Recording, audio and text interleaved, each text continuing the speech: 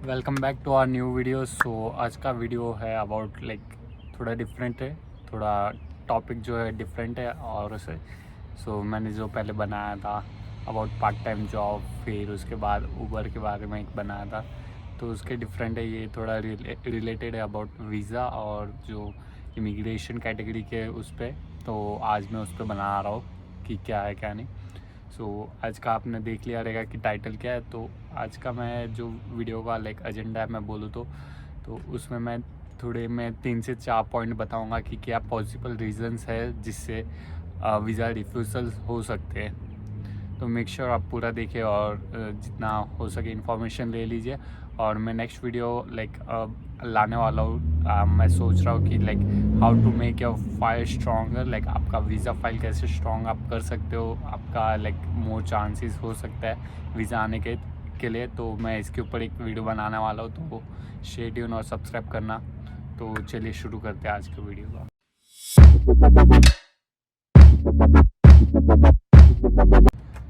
First of all video चालू करने से पहले मैं बताता हूँ कि I am not any of immigration lawyer adviser, और ना ही इमिग्रेशन कंसल्टेंट, और ना ही मेरे पास कोई डिग्री है या कोई इसके रिलेटेड लाइसेंस है। This is just a video for education और information purpose. So make sure सिर्फ आप एज ए इंफॉर्मेशन ही लो, ना आप पे अप्लाई करो, आपको और भी रिसर्च करना पड़ेगा ये वीडियो के बाद भी। सो this is just a piece of information which can you help to get about your file. So this was about disclaimer. So let's start the topic. So अभी पहले तो बात करते हैं about what are the reasons for आपका जो refusals है।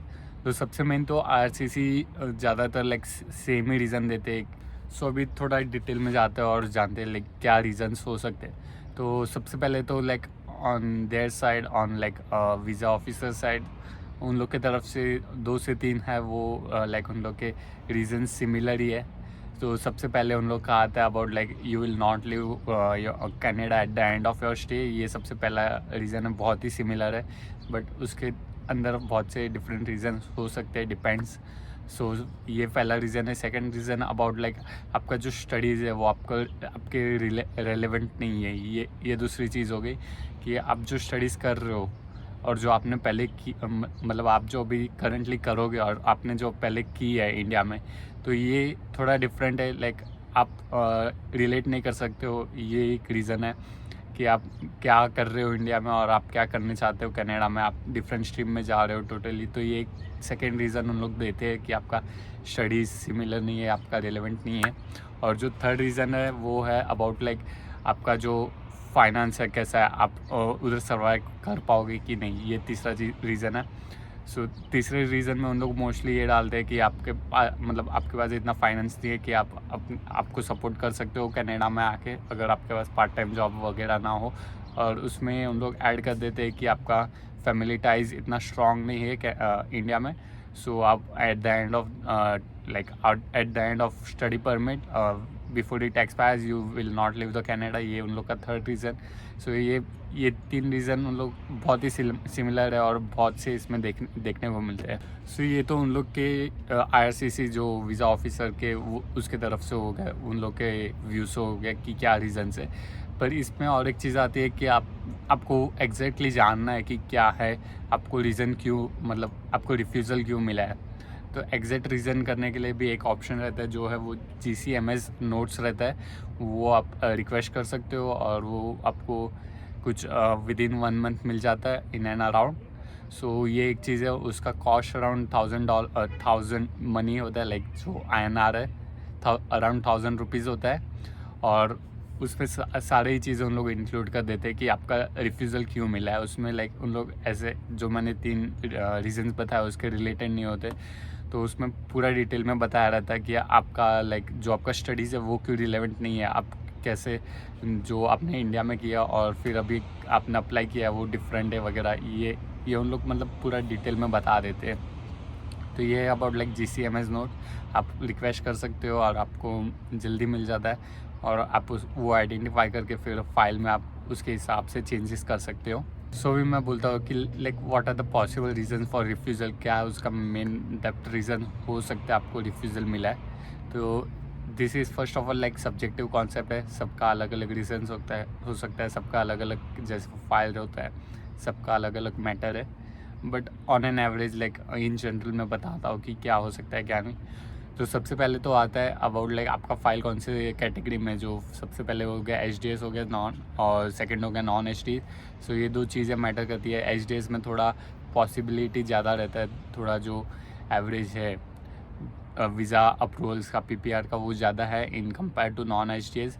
ये सबसे पहले हो सकता है कि आपने किस में अप्लाई किया और किस में नहीं, ये सबसे पहले। फिर सेकंड हो सकता है आपका लाइक IELTS है आपका कितना स्ट्रॉन्ग है। अभी इसमें भी दो सिनेरियो कि लाइक अभी आप 12th के बाद अप्लाई कर रहे हो और फिर आप ग्रेजुएशन के बाद कर रहे हो, तो ये दो सिनेरियोज है। तो थोड़ा इन माई व्यू लाइक आप जब 12th के बाद आप अप्लाई करते हो, तो if you are coming with a minimum band score, so then it's good. Like उन लोग ज़्यादा एक्सपेक्ट नहीं करते। वेर इज़ आप ग्रेजुएशन के बाद अप्लाई कर रहे हो तो थोड़ा उन लोग ज़्यादा स्कोर देखना चाहते हैं, विच इज़ लाइक 6.5, उससे ज़्यादा 7 के अराउंड देखना चाहते हैं। तो ये सेकेंड रीज़न्स हो गया कि आपका IELTS जो स्कोर्स है 6.5 उसके ऊपर। सो ये सेकेंड रीज़न हो गया। सो अभी थर्ड आता है अबाउट योर स्टडीज़। सो अब जब आप इंडिया में कुछ और पढ़ाई कर रहे हो और फिर यहाँ आके कुछ और अप्लाई करते हो, तो जैसे पकड़ लेते हैं लाइक इंडिया में आप कॉमर्स की पढ़ाई कर रहे हो, जैसे आपका अकाउंटिंग हो गया वगैरह एंड ऑल, और फिर अभी आपने अप्लाई किया अबाउट लाइक फॉर IT।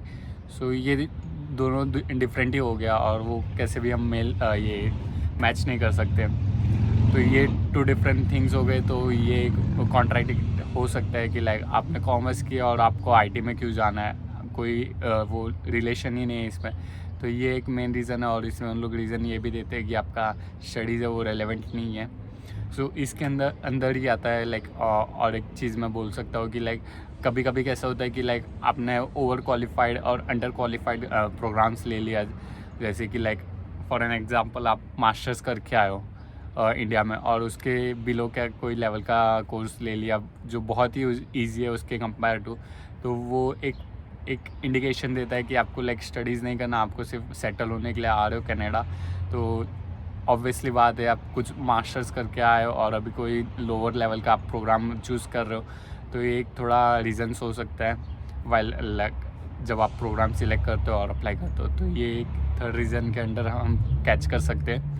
फिर फोर्थ रीज़न आता है अबाउट लाइक फाइनेंशियल थिंग्स। सो आपका फाइनेंशियल स्टेबिलिटी कितना है, आप खुद को मैनेज कर सकते हो कि नहीं, आपके पास उतना फंड्स है कि आप जॉब ना करो या कुछ भी ना हो तो आप कनाडा में सर्वाइव कर सकते हो।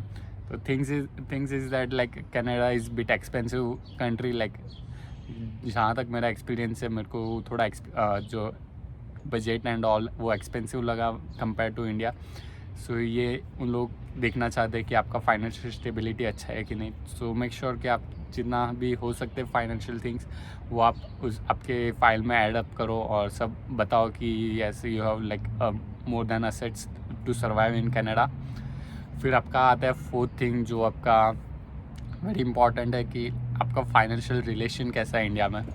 तो इसमें आपको लाइक ऐसा नहीं बताना है कि लाइक ये मेरे मामा ये मेरे जीजा ये ऐसा वैसा, ये सब नहीं बताना है, बट ये बताना है कि लाइक उनको कन्विंस करना है कि लाइक हाँ आपका जो फैमिलीज़ है वो इंडिया में स्ट्रॉन्ग है, और आप ऑब्वियस है कि लाइक स्टडीज़ के बाद बैक टू इंडिया जाओगे आपको फैमिली के पास, तो ये आपको कन्विंस करना है। तो ये कन्विंस के लिए जो मेन पीस ऑफ पेपर मैं बोल रहा था, जो डॉक्यूमेंट है वो है SOP स्टेटमेंट ऑफ पर्पस। सो इसमें आपको पूरा का पूरा एक्सप्लेन करना है कि कैसा है कैसा नहीं। जो मैंने मेरा SOP बनाया था स्टेटमेंट ऑफ पर्पस, तो मैंने सब कुछ इंक्लूड किया था right from my born age, मैं क्या कहाँ लाइक बॉर्न हुआ था, फिर कैसे मेरी ब्रॉटअप हुआ, कहाँ मैं कैसे हुआ, फिर मैं कैसे रहता था, हमारी फैमिली कैसी थी, फिर मैंने क्या अचीवमेंट किए हैं मेरे स्कूल्स में एंड ऑल।